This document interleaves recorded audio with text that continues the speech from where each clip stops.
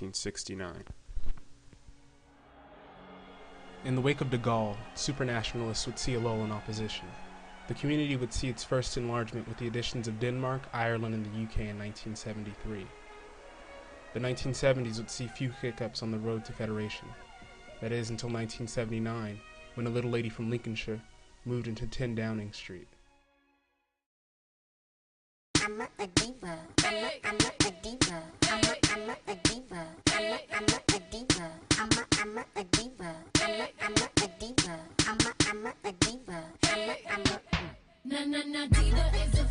Margaret Thatcher, the self-proclaimed Iron Lady of the West, was elected Prime Minister of the United Kingdom by a landslide in spring 1979.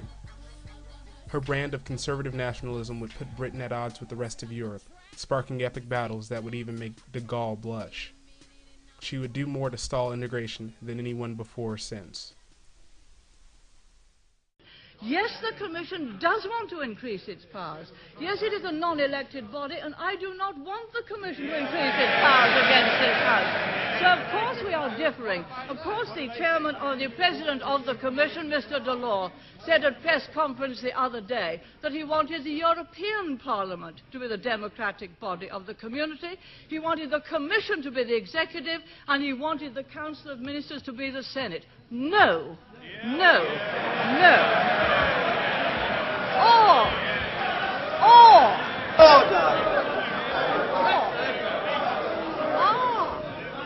Perhaps the Labour Party would give all those things up easily.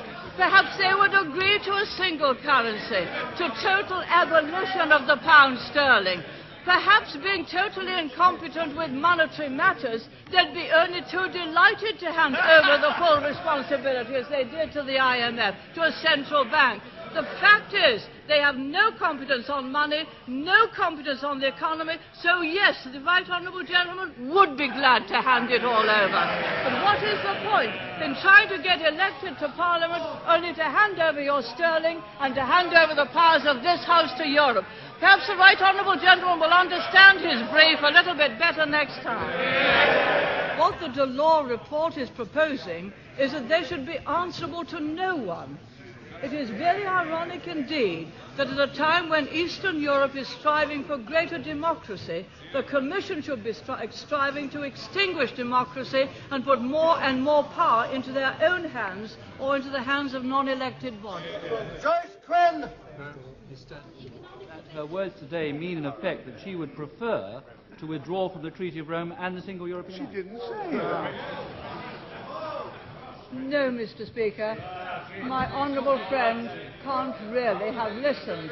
We would like to have the kind of Europe which we believe in, which is the Europe which we went in to join. If my honourable friend looks back at some of the speeches, we were absolutely assured that we would not, in fact, be giving up sovereignty. That was the basis upon which we went in. May I remind my honourable friend, we agreed, this is on the 24th of May, the Prime Minister, 1971. We agreed in particular,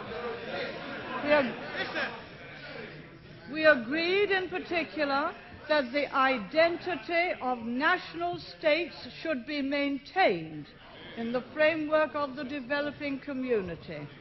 This means, of course, that though the European Commission has made and will continue to make a valuable contribution, the Council of Ministers should continue to be the forum in which important decisions are taken. This provides clear evidence that joining the community does not entail a loss of national identity or an erosion of essential national sovereignty.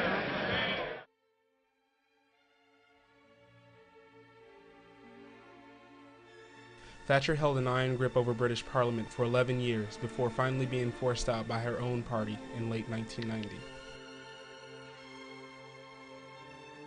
Since her fall, European integration has returned in full force, with widening and deepening on a scale previously unseen. But this doesn't mean that opposition has completely ended. Almost alone among the leaders of Europe, this man, Václav Klaus, the Czech president who opposes the Lisbon Treaty and its proposed reforms of the European Union. ranged against him not only the power players of Europe, but also his own country's parliament and prime minister. I am fully and deeply convinced that there is no reason for anxiety in Europe. In the Czech Republic, the problem is not yes or no. The question is only when. An aircraft malfunction meant Prime Minister Fischer couldn't participate in person at this EU press conference in Brussels. His assurance the Czech Republic will ratify the treaty sounds good, but isn't much more reliable. Fischer doesn't have much sway over President Klaus, and nor do EU officials. It's reported Klaus isn't even taking calls from the Swedish Prime Minister, who holds the current EU presidency. We need 27 member countries to ratify. That means, at the end of the day, ink on the paper. I mean, they actually have to sign. A deeply committed Eurosceptic, Klaus has likened the EU to the Soviet Union. No wonder he's against the Lisbon Treaty that seeks to transfer more power to the centre in Brussels in order to make the bloc more efficient. He's always been against the treaty, he's always been against the European Union in its present manifestations, and he wants to do anything he can to postpone and ideally to prevent coming into force the Lisbon Treaty. I think he probably recognises that he will have to sign in due course. The Lisbon Treaty was approved in a U-turn by Irish voters this weekend, removing what many hoped was its last major hurdle. Poland has promised to sign off on the treaty within days. But President Klaus is proving more difficult. He says he's waiting for the outcome of a constitutional court challenge that could take weeks and may well fail. No one knows what he might do next. Jonah Hull, Al Jazeera.